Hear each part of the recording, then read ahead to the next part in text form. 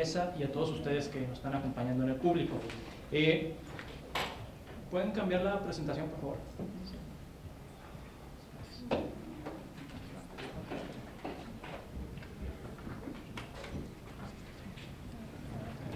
Bueno, de entrada yo lo que creo que es muy importante, leyendo el artículo que José publicó, creo que se abordan muchos temas importantes, muy interesantes. Es un buen repaso de lo que ha sucedido con las finanzas públicas en los últimos 25, 26 años. Hay comparativos internacionales interesantes y siempre es bueno y bienvenido toda esta idea de explicar los conceptos que en finanzas públicas pueden ser un poco complejos. Pero, por ejemplo, la diferencia entre el déficit público y los requerimientos financieros, que se hace una muy buena explicación, y la diferencia entre la deuda bruta y los saldos históricos de los requerimientos financieros, que sería, digamos, la versión más amplia bueno, más comprensiva de los pasivos y los activos que se tienen a nivel de sector público.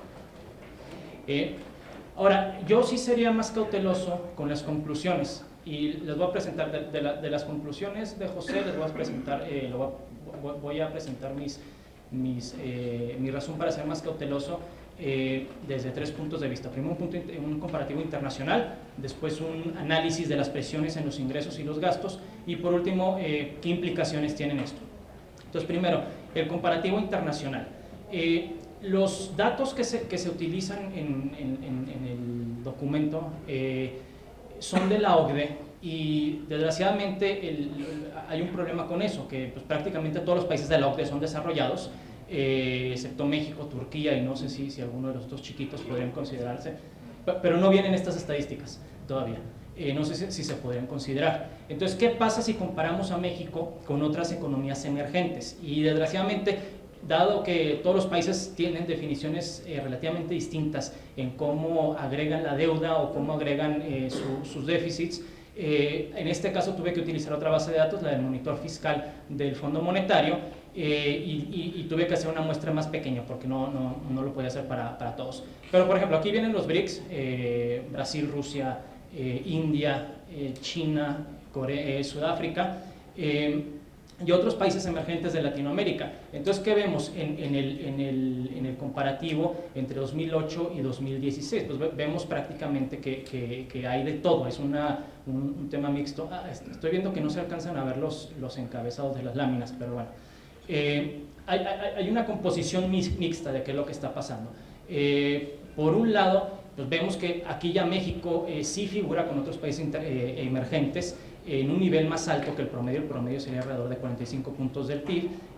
Hay que notar aquí que estoy hablando de deuda bruta, que obviamente si todos los países tuvieran requerimientos, una contabilidad de saldo histórico de requerimientos, pues podríamos hacer este comparativo de forma más acertada. Y el segundo es que es para gobierno general, que es lo que te da el monitor fiscal del FMI.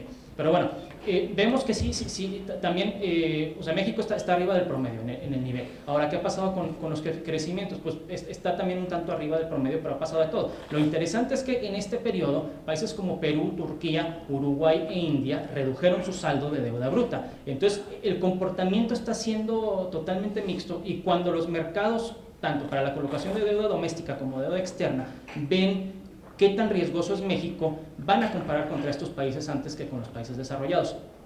Ahora, el segundo punto, y este va relacionado con el argumento, este sí es el argumento de José, sobre la capacidad de pago que tiene México de su deuda. Aquí regreso a la base de datos de la OCDE, que permite hacer esta comparación, no para toda la muestra que viene en el artículo, pero sí para un gran número, y regreso a la definición de gobierno central, deuda bruta, y aquí hago la división de deuda bruta entre los ingresos tributarios de estos países, y lo que vemos es que otra vez México se sitúa por encima del promedio de la OCDE. El número es más alto, que tenemos para 2014 un coeficiente de 4.5 veces los ingresos tributarios para saldar el saldo de la deuda bruta del gobierno central. Es más alto que el 3.6% que dan los requerimientos. saldo de los requerimientos financieros, pero si lo comparamos contra estos países, pues está arriba del promedio de la OCDE. Y lo que me interesa es que veamos lo que pasa a mano derecha de esta distribución.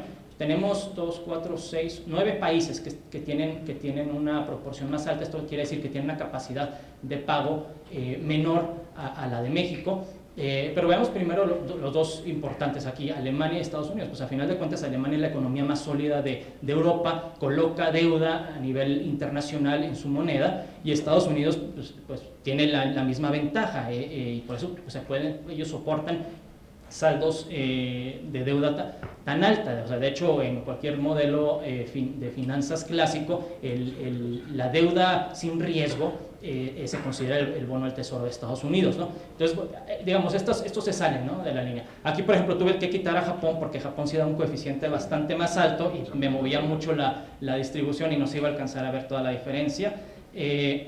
Pero bueno, los demás países, veamos quiénes están ahí. Irlanda, Italia, Portugal, España y Grecia son países que se endeudaron altamente durante la década del 2000 y que, llegando a la crisis de 2008, pues les explotó la deuda y están en un problema del cual no han podido salir, y va a tomar bastante tiempo, y esta crisis pues tuvo un alto costo social y económico para estos países. Entonces, creo que con estos datos no podemos decir que México se ubica mejor que los países que están a mano derecha, porque pues en realidad no son buenos comparativos, no quisiéramos llegar a esos niveles. Por último dirían, bueno, ¿y qué pasa otra vez con las economías desarrolladas? Jaime, no sé si le puedes mover un poquito, creo que se está quedando constantemente arriba la presentación y no se alcanza a ver. Bájale manualmente. Ahí, perfecto. A ver, bájale un poquito más. No. Bájale para el otro lado. No. Déjalo centrado para que se vea la lámina completa. Ahí, perfecto. Muchas gracias. Ahora, bueno, regresemos otra vez al comparativo con economías emergentes. Hay que volver otra vez a la base de datos del Fondo Monetario, el monitor fiscal, y veamos, ¿se puede hacer esta misma comparación? Hay que volver a la definición de gobierno general, pero podemos hacerlo por los ingresos tributarios, y aquí el comparativo es 2015 contra 2008, y aquí lo que vemos es que entonces México, en su capacidad de pago, es el peor de esta serie de países, 2, 4, 6, 8, de 9 países, ¿no? Entonces, tenemos menos capacidad, ha mejorado, digamos, en comparación de 2008, pero tenemos una menor capacidad de pago en 2015 que países con los que somos directamente comparados, como Brasil, Colombia, Perú, bueno, Chile pues, es un gran caso ejemplar. Pero al menos con Latinoamérica pues tenemos condiciones que no son favorables, y que esto es algo por lo que el mercado, este tema de por qué se volvió preocupante, pues porque aquí en estos comparativos no nos vemos tan bien.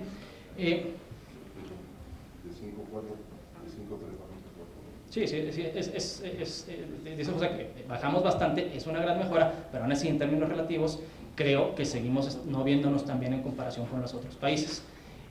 Ahora, la siguiente parte es, sí quiero entrar al tema de las presiones de ingreso y gasto. Yo considero que sí aquí tenemos también un problema bastante importante que tenemos que considerar hacia futuro. El análisis que se hace en el artículo es de los últimos 25, 26 años, pero ha cambiado la circunstancia, o las circunstancias que enfrentan las finanzas públicas de entonces a ahora. ¿Y en qué sentido?